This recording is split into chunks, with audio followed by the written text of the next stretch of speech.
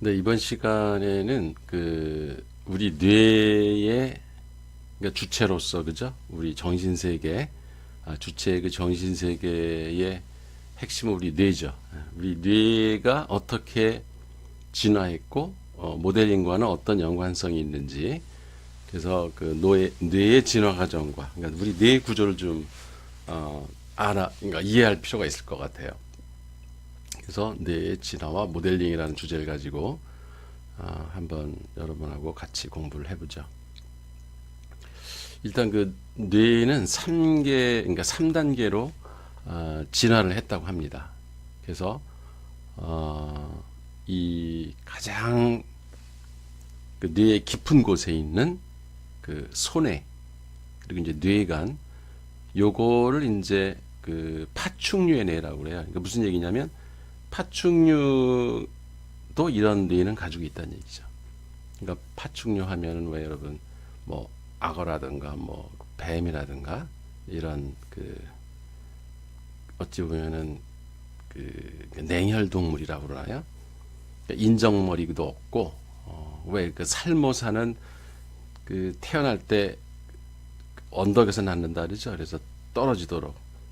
근데 꼭 마지막 그 새끼 뱀이 자기 엄마를 문대요. 예. 하여튼 뭐 그런 재밌는 이야기들이 있죠. 어쨌든 파충류는 배고프면 자기 새끼도 잡아먹는. 그러니까 이게 왜 그러냐면 이 감정의 뇌가 없기 때문에. 그래서 이 파충류 다음에 포유류 뇌가 이제 그 림빅 시스템이라고 여기 그림에는 약간 분홍색으로 표시되어 있는 곳. 그러니까 소뇌를 이렇게 둘러싸고 있는 거죠. 소뇌 다음에 바깥에 둘러싸고 있는 변연계. 이 변연계가 감정의 뇌입니다. 그러니까 뭐 가운데 있으니까 변연계라는 말 자체가 변두리를 연결해주는 뭐 이런 의미예요. 그래서 손의 뇌간 이 파충류 뇌와 이 맨 바깥에 뇌의 그 대부분을 차지하고 있는 우리 머리에 이제 그 큰 부분이죠. 이게 심피질, 대뇌 심피질을 연결해주는 중간 뇌라고 해서 이제 변연계라고 하는 겁니다. 그래서 이 변연계에 감정의 뇌가 있어요. 그래서 포유류들 정도만 되면 감정의 뇌가 있죠. 그러니까 뭐 우리 주변에서 보는 소, 말, 뭐 이런 고양이, 닭, 닭은 아니죠. 조류지. 돼지, 닭도 사실은 이 변연계가 좀 있어요. 그래서 자기 새끼들을 건드리면 화를 막 내고 그러죠. 그래서 이 조류도 이 변연계가 어느 정도 있어요. 그래서 자기 자식을 함부로 건드리면 이제 막 화를 내고 하는 그런 감정을 표출을 하죠. 그리고 이제 맨 바깥에 신피질 이게 이제 대뇌라고 그러죠. 엄청 크죠. 우리 인간은 이 면적이 이 신체 전체 부피에 비해서 크기 때문에 이제 지능이 발달했다 이런 말을 하죠. 그러니까 요게 바로 이성의 뇌입니다. 우리 그 모델링 과정에서 이성의 영역을 담당하는 그 영역을 이제 심피질 이건 이제 영장류나 유인원들이 갖고 있는 뇌입니다. 그러니까 고등 기능을 가지고 있죠. 뇌에서 가장 고등 기능 가장 늦게 발달했고 고도의 능력을 발휘하죠. 그래서 그 내부 그러니까 뇌의 내부 구조를 보면은 이제 여기 연수라고 하는 게 있죠. 요 연수라는 게 이제 우리 척수 이 등줄기를 타고 온몸에 이제 신경을 전달하는 그 초입 부분을 이제 연수라고 하는 거죠. 그게 이제 척수하고 연결이 돼서 우리 뇌에서 내리는 명령 뭐 그러니까 예를 들어 여기 심피질 여기 두정엽 요 부분에 운동 그 영역이 있어요. 여기서 이제 명령을 손을 움직여라 이렇게 명령을 내리면 이 연수를 통해서 척수에 연결되고 그 팔에 있는 신경으로 연결이 돼서 몸이 움직이는 거죠. 다리 뭐 이렇게 운동을 하는 것은 이 다 이 심피질에 있는 운동 영역에서 영향을 주는 겁니다. 그리고 여기 뇌량이라고 하는 거는 이제 량이라는 게 이게 대들보량이죠. 뭐 우리 요새 아파트는 대들보가 없지만은 옛날 그 시골 주택 그 기와집이나 이제 초가집 보면은 이렇게 이제 그 거꾸로 된 V자로 돼 있죠. 그러면 그 가운데 중방을 가로지르는 걸 이제 대들보라고 하는데 그 대들보가 그 집을 다 이제 지붕을 받치고 있는 거죠. 그것처럼 우리 뇌에도 그러니까 좌측 뇌와 우측 뇌를 연결해주는 그 다리 역할을 하는 거를 뇌량이라고 해요. 그리고 여기에 보면은 시상, 그 시신경, 뭐 뇌하, 수체, 시상하부 이런 것들이 이제 이 가운데 이 변연계에 들어가 있는 거죠. 이 속에 이제 뭐 해마라는 것도 있고 편도라는 것도 있고 이게 이제 감정의 뇌고 여기 소뇌가 있죠. 여기에 소뇌가 있고 여기에 뇌관이 요 속에 조그맣게 있어요. 이런 것들이 이제 파충류의 뇌, 여기 파충류의 뇌고 여기가 변연계고 그 바깥을 둘러싸고 있는 대뇌 심피질이 있고요. 자, 여기 보면 그 더 이제 자세히 본 겁니다. 그러니까 뇌의 부위에 따라서 앞에 있으니까 앞전자를 써서 전두엽. 그러니까 옆이라는 건 입엽이라는 뜻이죠. 그러니까 잎사귀처럼 이렇게 뇌 구조가 되어 있기 때문에 앞에를 전두엽, 그 다음에 뒤는 후두엽, 이 위에는 머리니까 정수리죠. 그래서 두정엽, 그리고 양쪽 측두엽, 그러니까 좌측, 우측, 측두엽. 이렇게 우리 뇌 부위를 그렇게 구분을 해요. 그러니까 앞에 전두엽, 후두엽, 두정엽, 측두엽 이렇게 구분합니다. 그러니까 우리 고등 우리 인간의 가장 고등 기능을 담당하는 이 이성의 뇌는 이 주로 앞니마 쪽에 여기 포진을 하고 있죠. 그래서 우리가 뭔가 그 계획을 세우고 뭐 상상력을 발휘하고 하는 것들이 다 이 전두엽 이 부분에서 일어납니다. 그리고 그 전두엽에서도 맨 앞부분 요거를 이제 전전두엽 앞전자를 2개 쓴 거죠. 전전두엽이 바로 이마. 그래서 이마에 아주 고등 기능이 우리 뇌에 가장 늦게 발달한 고등 기능이 이 전전두엽 부분입니다. 여기가 그러니까 눈이 있는 것이고 얼굴을 그린다면 뭐 이런 모양이 되겠죠. 여기 눈이 있고 여기 입이 있고 이제 코가 있고요. 그리고 이 각 그 감각기관 그러니까 눈에서 시각 정보가 들어오면은 이 뒤로 가요. 그래서 1차 시각 피질이 여기에 있죠.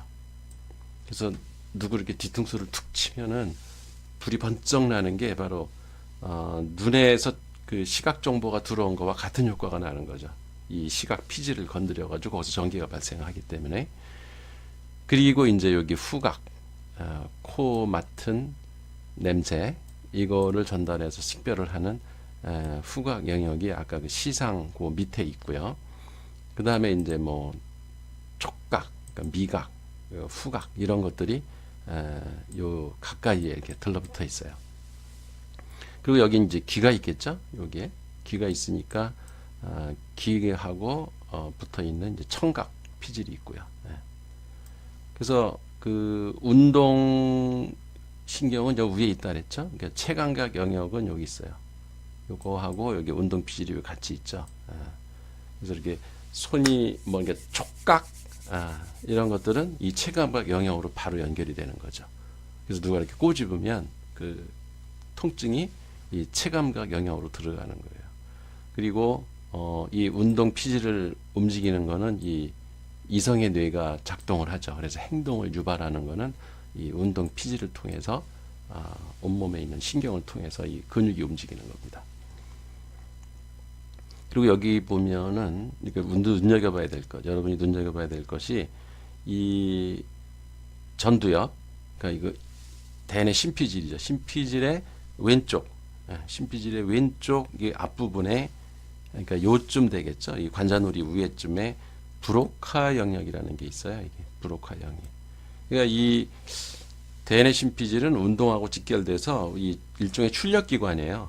그러니까 우리 뇌를 뇌가 하는 기능을 간단히 보면 외부에서 그 정보가 들어오면 이제 오감을 통해서 이제 정보가 들어오죠. 그럼 시각을 통해서 청각, 뭐 미각, 후각, 촉각 이런 여러 가지 감각을 통해서 정보가 들어오는 게 이게 입력이고 그 뇌 안에서 처리가 일어나죠. 그리고 어디 기억을 하는 게 저장 장치고 그리고서는 바깥으로 출력하는 거는 다 움직임인 거예요. 움직임, 운동. 예.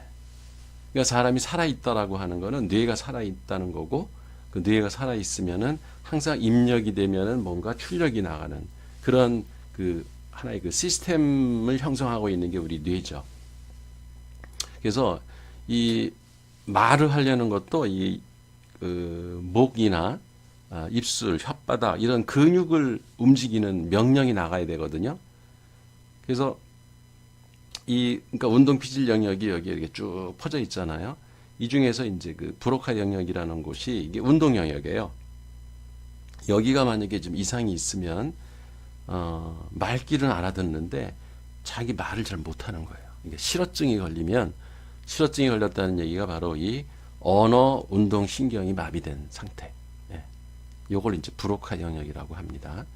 그래서 우리가 모델링을 할 때 구술 언어 모델링은 바로 요 브로카 영역을 통해서 운동이 일어나는 겁니다.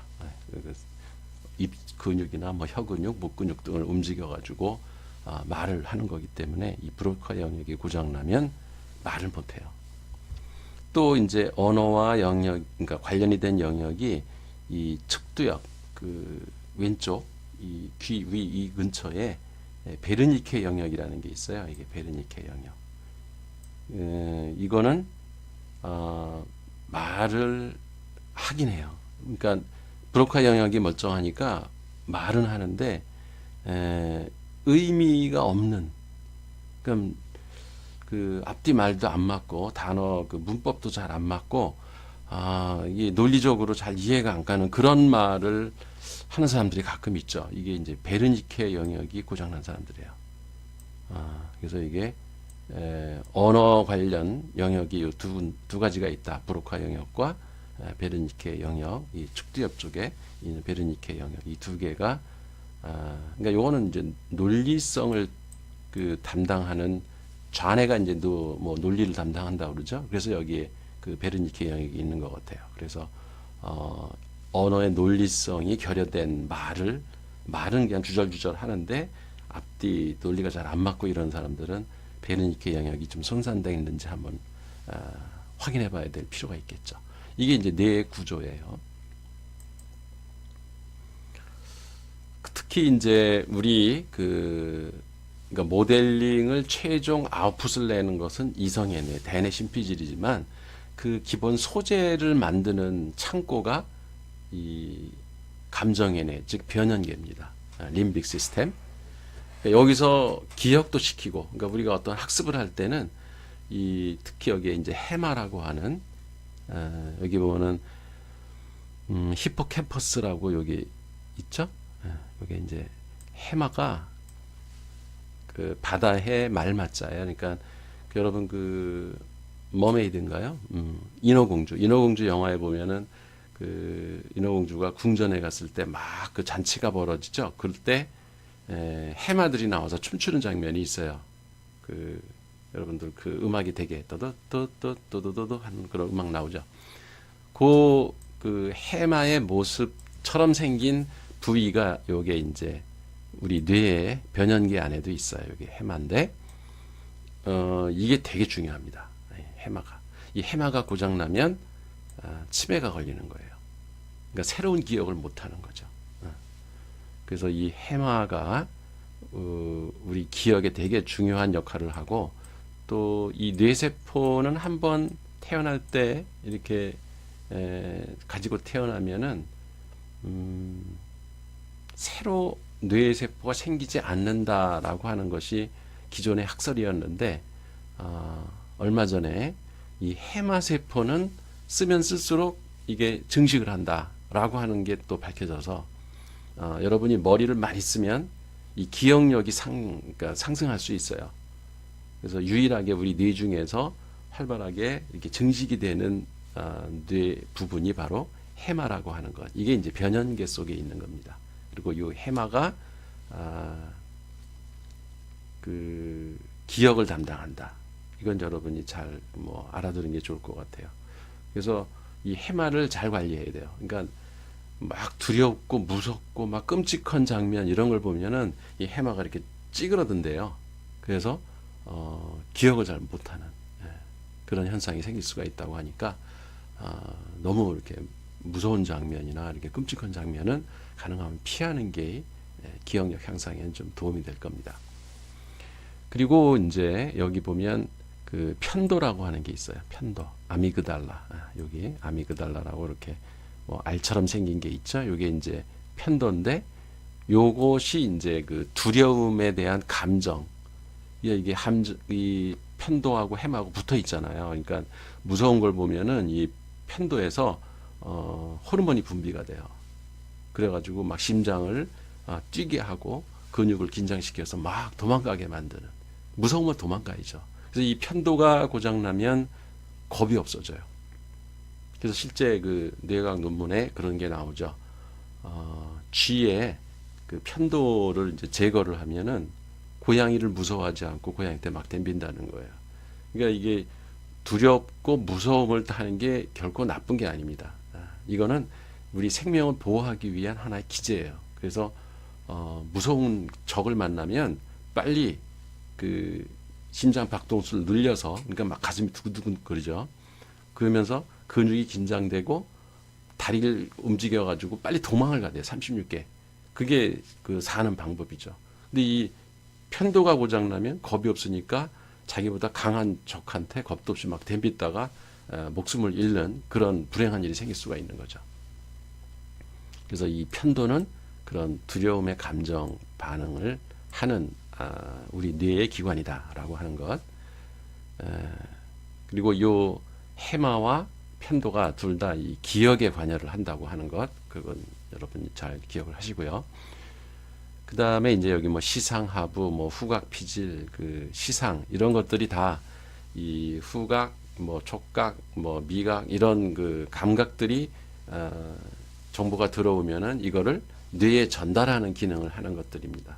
그러니까 이것이 다 어떤 감정에 연결이 돼 있어가지고 어떤 냄새를 맡았을 때 기분 나쁘다든지 뭐 기분 좋다든지 이런 느낌이 나는 것이 다 이 변연기에서 일어나는 감정의 작용들입니다.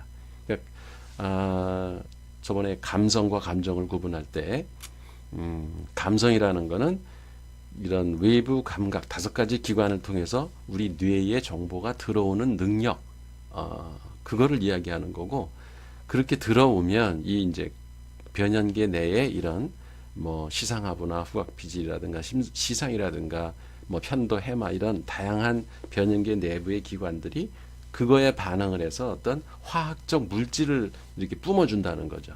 그럼 그 화학 물질에 따라서 신경이 막 그 반응을 해서 뭐 도망가기도 하고 뭐 슬프게 울기도 하고 화를 내기도 하고 뭐 이러는 겁니다.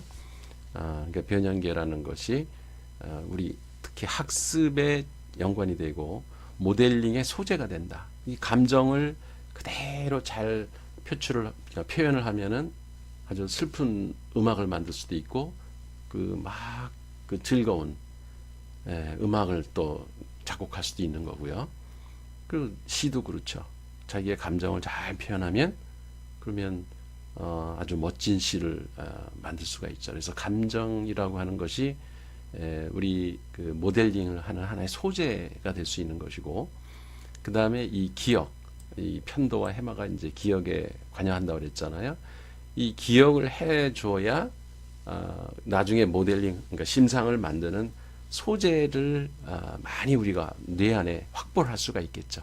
그리고 그런 것들이 우리가 지식이라고 하는 거고요. 그 기억의 결과물들을 이게 지식이라고 하는데, 그러니까 모델링에서는 없애서는 안 되는 중요한 기능을 담당하는 게 이 변연계인 거죠.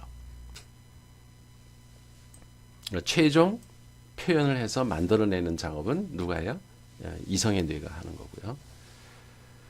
그 뇌를 조금 더 뜯어보면 이제 신경 세포가 이렇게 생겼어요. 여기 이렇게 해서 그 빨간 부분이 그 핵이죠, 핵. 예. 그리고 이제 축삭돌기, 수상돌기.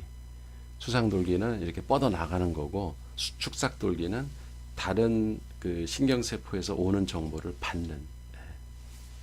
받는 거를 이제 수상돌기, 축삭돌기 나가는 거, 정보를 뿜어내는 거. 그래서 수상돌기와 축삭돌기가 이렇게 연결이 돼 가지고 그 화학 물질들이 서로 이전을 하면서 우리 뇌 안에서 지식이 형성이 되고 기억이 만들어지는 그런 그 작용이 우리 뇌 안에서 일어나고 있다는 겁니다. 그래서 기억의 형성 과정을 보면은 그 감각 정보, 그러니까 감각 정보라는 게 시각을 통해서 여기죠. 여기가 이제 눈 있는 부분이고 시각 정보가 일로 뒤에 전달이 돼요. VI라고 하는 부분이 이게 시각 영역이거든요. 눈에서 본 것이 이렇게 뒤로 갔다가 다시 시각 영역으로 들어옵니다.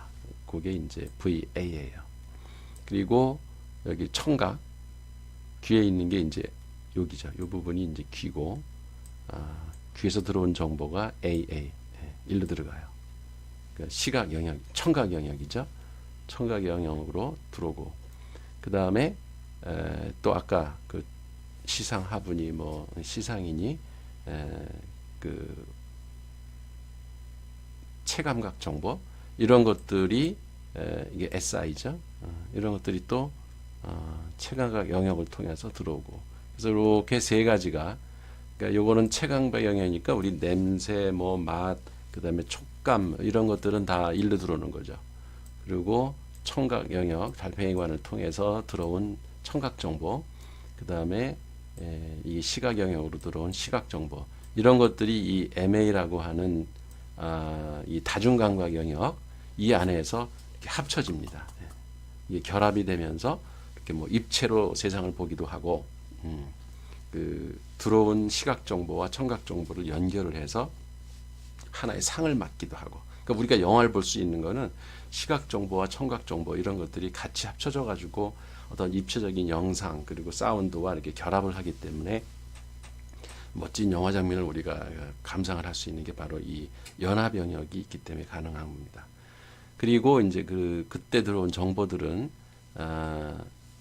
사라지기도 하고 그걸로 그러니까 그 어떤 감각 인상을 남기고 그냥 사라지기도 하고 이 파페츠 회로라고 하는 변연계에 있는 이 반응 회로에 들어가서 이 특히 잘 때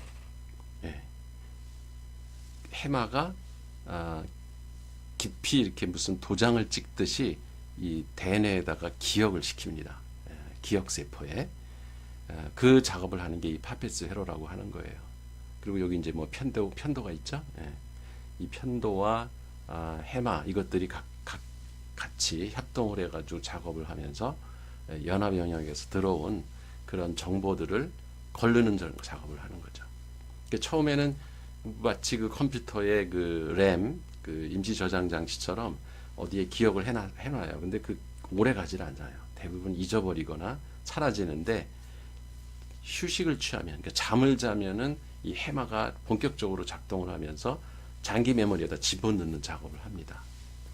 그게 이제 일로 들어가는 거죠. 이 앞에 전두엽 부분으로 기억이 이제 장기 기억이 들어가는 거예요. 그러면 여기서 이제 어떤 반응을 하고 그러면 운동 영역으로 가서 외부 출력을 하고 우리가 말을 하고 운동을 하고 뭐 표정 연기를 하고 그림을 그리고 하는 일들은 다 이 운동 영역을 통해서 이제 바깥으로 표출이 되는 거죠. 그러니까 이게 마치 우리 그 모델링 과정하고 되게 비슷하지 않아요? 그러니까 외부 세계를 감각기관을 통해서 감성의 능력으로 받아들이면은 그 중에 일부 감정 반응이 일어나고, 그죠? 그 감정 반응이 일어난 것과 그 감각 인상이 남은 것들이 결합이 돼서 새로운 개념이나 지식을 형성하고 그게 기억될 거는 장기 기억 장치에 들어가고 대부분은 또 사라지고 그 다음에 그 장기 기억 장치에 들어가 있던 기억, 이게 이제 지식을 형성하죠. 이것들하고 또 새롭게 들어오는 정보들이 있겠죠. 그런 게 이제 결합이 되면서 심상을 만들어냅니다. 그 심상을 만드는 작업은 이 프리프론탈 에리아, 그러니까 전전두엽에서 그런 일을 하는 거죠. 그리고 이제 그 출력을 바깥으로 내보내는 것은 여기 부정엽에 있는 운동 영역을 통해서 우리 몸 밖으로 이제 뭐 근육을 움직여 가지고 표출이 되는 거죠. 이 과정이 모델링 과정의 그 안에 정신 세계에서 일어나는 부분을 지금 설명을 하고 있는 겁니다. 이건 참고로 뭐 모델링하고 직접적인 연관은 없는 거지만 우리가 그 기억을 할 때 이렇게 그러니까 5가지 그 층의 기억이 있다고 합니다. 그러니까 이제 우리가 일상에서 겪는 일들, 그러니까 여러분들이 아침에 일어나서 뭐 입 닦고 세수하고 그 다음에 그 밥 먹고 또 그 버스 타고 이제 뭐 차를 타고 학교에 간다. 그리고 이제 수업을 듣고 저녁 때 뭐 친구들 만나서 커피 한잔 하고 뭐 맥주 한잔 하고 집에 들어오면 그 하루 동안에 일어났던 쭉 일들, 이걸 이제 일화라고 그래요. 일화, 에피소드. 이거를 기억하는 거는 해마가 고장 나거나 이게 기억 장치가 고장 나지 않은 이상은 대부분 이야기시키면 다 말을 합니다. 그러니까 일화 기억은 현재 기억인 거예요. 이게 아직은 그 장기 기억에 들어가지 않고 우리 뇌에 임시 머물러 있는 거죠. 근데 어제 한 일을 오늘 얘기하려면 조금 기억이 가물가물하죠. 그만큼 이 현재 기억은 사라지기 쉬운 거예요.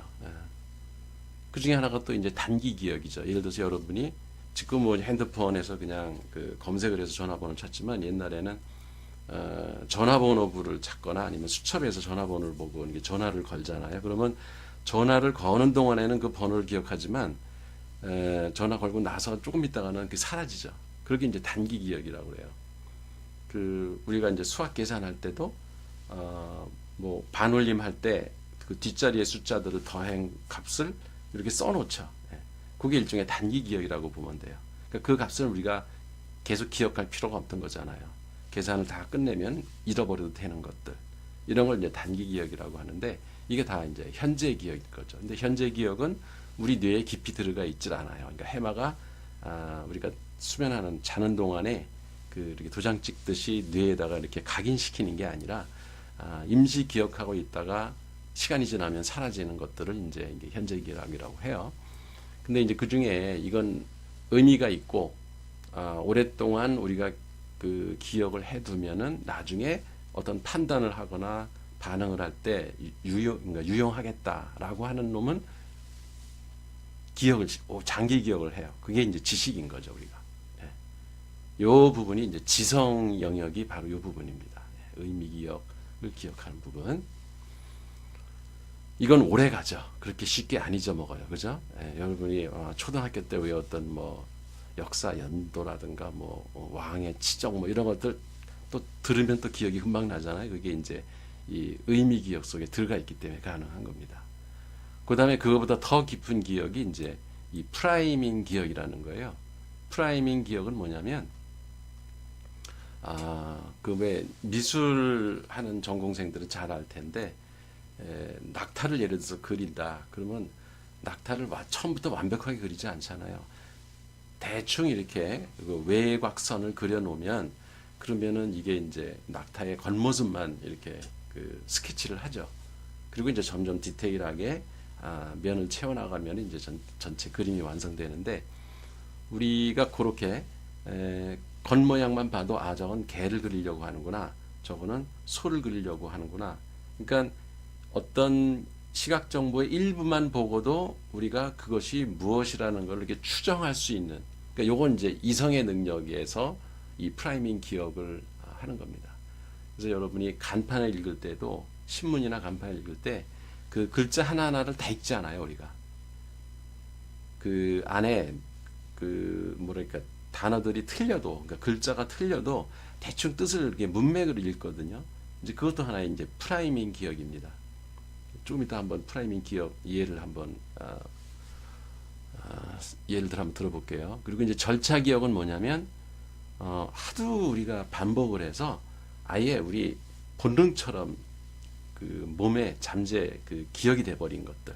예를 들면 숟갈질하는 거. 여러분이 어렸을 때는 숟갈질 못했어요. 젓갈질 잘 못했죠. 그죠?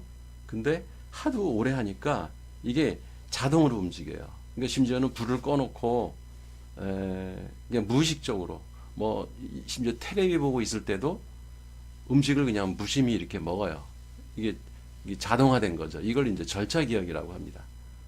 그러니까 자전거 타는 거, 그죠? 자전거도 처음에 탈 때는 뭐 그 왼쪽으로 뭐 핸들을 틀어라, 뭐 오른쪽으로 안 쓰러지기 위해서 반대편으로 틀어라. 힘들다가 맨날 쓰러지고 그러잖아요. 그런데 어느 순간 그 절차 기억이 생기면 그 다음에 그냥 뭐 손 놓고도 타고, 그죠? 휘파람 불면서 뭐 하모니카 불면서 자전거 탈 수도 있고 그런 그 자동화된, 그러니까 별로 생각을 안 해도 무의식적으로 행동을 할 수 있을 정도로 기억이 돼 있는 거를 이제 절차 기억이라고 그래요. 그러니까 우리가 누가 치매에 걸렸다 그러면은 이 현재 기억이 잘 안 되는 상태. 그리고 점자 이런 층으로, 그러니까 밑으로 내려가면서 점점 기억을 잊어버립니다. 그러니까 의미 기억, 지식을 잘 생각이 안 난다 그러면은 치매가 그 중간쯤 진행된 거라고 보면 되고, 프라이밍 기억도 안 된다. 그러면 상당히 치매 정도가 심한 거고, 절차 기억까지 잊어버리면 그러면 사망을 하죠. 왜냐면 밥을 먹을 수도 없고, 운전도 못하고, 자전거 탈 수도 없고요. 그러니까 자동화된 무의식적 행동조차도 어떻게 하는 줄 모르는 상태가 되면, 그러면 이제 살기가 힘들죠. 자, 이 프라이밍 기억이라는 게 이런 거예요.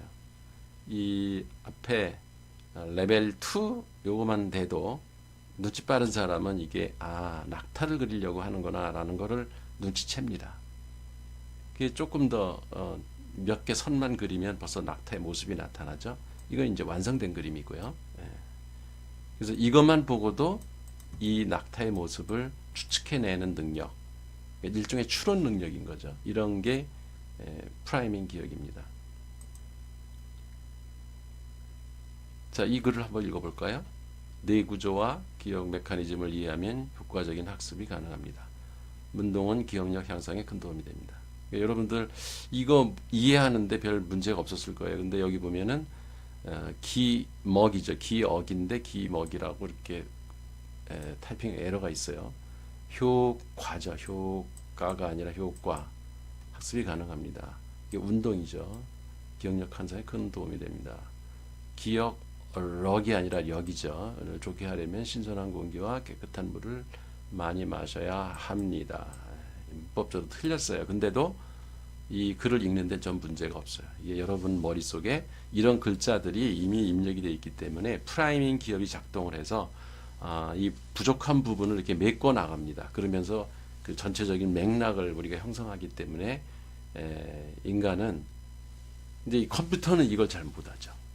컴퓨터는 이 유사 패턴을 찾아가지고 여러 그 경우의 수를 대비해가지고 이거에 가장 문맥에 맞는 단어를 찾아내야 돼요. 근데 인간은 그냥 프라이밍 기억 능력으로 즉각적으로 이 문장을 그냥 바로 이해해 버립니다.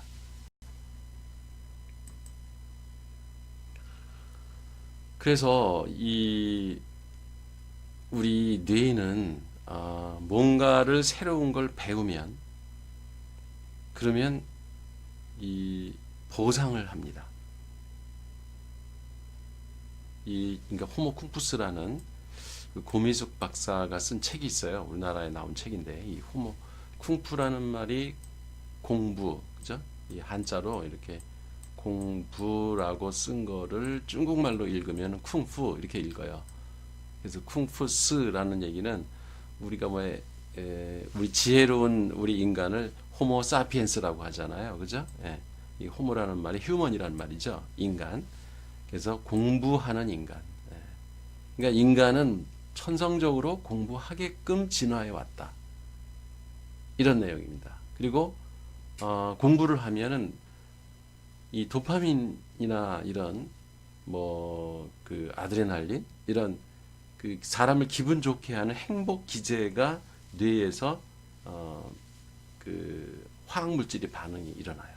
신경 전달 물질이라 그러죠. 예, 신경 그 전달 물질이 뇌에서 분비가 돼서 그 일을 반복하게 합니다. 그러니까 다른 동물 뭐 공룡 이런 거는 다 이렇게 진화 과정에서 사라졌잖아요. 그죠? 사라진 동물들이 많죠. 근데 인간이 이렇게 오랜 기간 동안 살아남은, 즉 진화에 성공했다라고 하는 것은 뭔가 자기 생명과 종족 그러니까 보존을 하는데 유리한 기제들을 계속 발전시켰기 때문에 가능한 거죠. 그래서 그 중에 하나가 이 쿵푸스라는 거예요. 이 고민숙 박사 주장은. 즉 공부를 하면은 그게 우리 생명 유지에 유리하고 번식에도 유리하기 때문에 거기에 대한 어떤 보상을 해줘서 기분이 좋게 해주는 거죠. 보상이라는 게 행복하게 느껴지게 하는 거예요.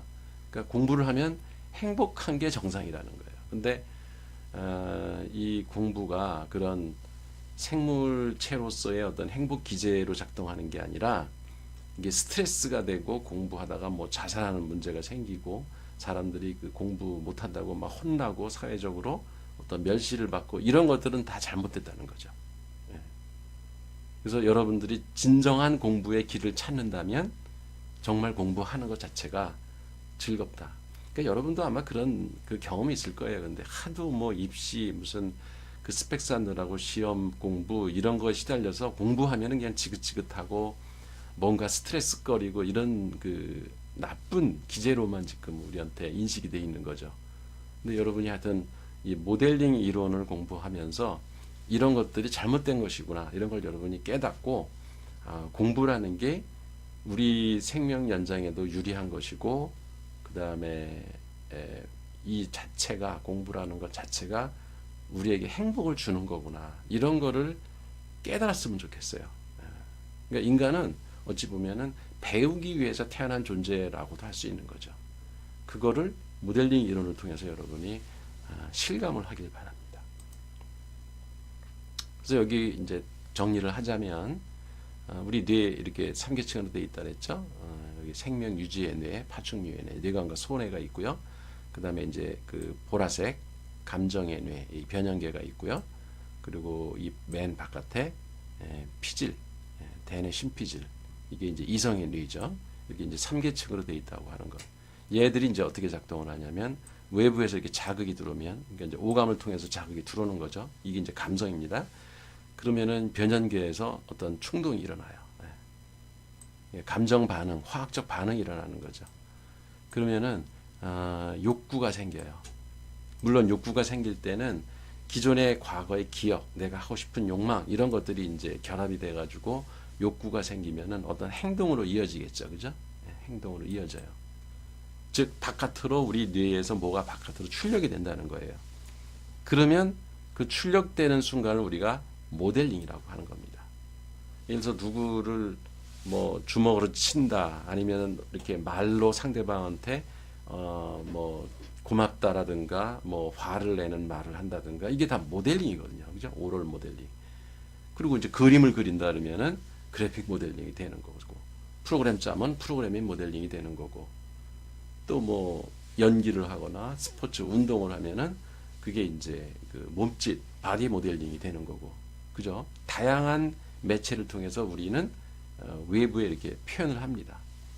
즉 모델링을 하는 거예요. 그러면 이 모델링을 한 결과에 대한 그 피드백을 받아요. 내가 잘했으면 사람들이 막 칭찬도 하고 나한테 뭐 월급도 주고 이렇게 뭔가 보상을 주겠죠. 그죠? 보상을 해주면 기분이 좋으면 그거는 기억을 해요. 아, 이렇게 하면은 내가 보상을 받는구나. 그러니까 만족하는 거죠. 근데 반대인 경우도 있겠죠. 아, 이렇게 하면 안 되는구나. 이렇게 했다가는 내 목숨이 위험하구나. 다른 사람들이 공격을 받을 수 있고 피해를 볼 수도 있겠구나. 이러면은 그거는 하지 말아야겠다고 또 기억을 하겠죠. 그죠? 그래서 결국 우리 뇌를 통해서 할 수 있는 일이라는 건 외부 자극에 대해서 내가 다가가거나 도망가거나 둘 중에 하나의 행동을 취하는 것밖에 사실 없는 거예요. 다가간다는 얘기는 거기에 만족하니까 그 내가 한 행동에 대한 좋은 보상을 받기 때문에 가능한 것이고, 도망을 간다는 얘기는 피하는 거죠. 그거는 안 좋기 때문에 다음에는 그런 행동을 억제해야 되겠다라고 하는 그런 이제 보상 회로가 작동하고 있다는 거예요, 우리 뇌는. 그래서 그런 유리한 행동에 대해서는 계속 보상을 해줘가지고 그게 강화가 되고 지식이 쌓이고, 불리한 행동에 대해서는 자꾸 잊어버리고 싶고, 그 부분은 안 하는 게 좋겠다라고 또 점점 억제를 할 것이고요. 그러면 그럴수록 어떻게 돼요? 우리 생명 유지와 생명을 유지하고 또 종족을 번식시키는데 유리하게 작동을 하겠죠. 그러면 그 종은 살아남는 것이고, 그렇지 못하고 불리한 행동만 만약에 강화된다면 사라지겠죠, 그 종은. 이게 이제 보상 회로예요. 그러니까 뇌는 그렇게 계속 학습을 하도록, 학습을 해서 자기 생명을 유지하고 종족을 번식시키도록 진화 과정에서 우리 뇌는 그렇게 발달을 해왔다는 겁니다. 이해하시겠죠? 즉 모델링은 뇌의 진화에 깊이 관여하고 있는 하나의 인간 행동 그 모델이다, 이렇게 생각하면 여러분들이 왜 뇌과학을, 그러니까 뇌의 작동 방법을 이해하는 것이 중요한지 이해하게 될 겁니다. 자, 그래서 생존과 번식을 위해서 필요한 행동에는 행복 기제인 도파민을 분출시켜서 행동을 반복하게 하는 보상회로가 발달을 하고, 그다음에 생존과 번식에 불리한 상황이나 행동은 억제를 해서 나중에 유사한 상황을 피할 수 있도록 기억하고 학습하게 하고, 또 모델링, 그래서 결국 보면은 이 모델링의 원리를 이해하면 우리가 무엇을 어떻게 왜 공부해야 하는지를 알 수 있게 되는 거예요. 그러면 유리한 거를 얻기 위해서, 즉 보상, 만족 보상을 얻기 위해서는 어떻게 돼요? 우리가 모델링을 끊임없이 해야 되겠죠. 그러려면 모델링의 소재를 계속 우리가 쌓아야 돼요, 머릿속에. 그러니까 자발적으로 학습하는 게 점점 우리한테 그 만족스러운 보상 기제, 즉 도파민이나 뭐 아드레날린 이런 것들을 계속 분비시켜 주기 때문에 즐거운 거예요, 공부 자체가. 그런 단계로 여러분이 들어서면 공부를 그렇게 지겨운 대상으로 삼을 이유가 없겠죠. 그런 걸 여러분이 좀 이번 학기에 깨달았으면 좋겠습니다. 그래서 요약하자면 우리 인간의 뇌는 생존과 번식에 유리한 모델링을 하도록 진화했다라고 하는 것, 이거를 여러분이 기억하는 게 이번 강의의 핵심입니다.